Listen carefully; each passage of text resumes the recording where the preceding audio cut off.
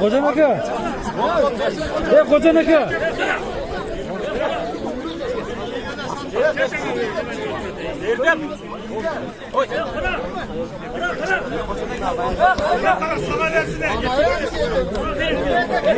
Nerdiler? Ustalıklar geçiyorken de ha. O da İslam'dan koyucu geliştiler. İslam çıkmasa iyi bir sol bitse yere gel adam.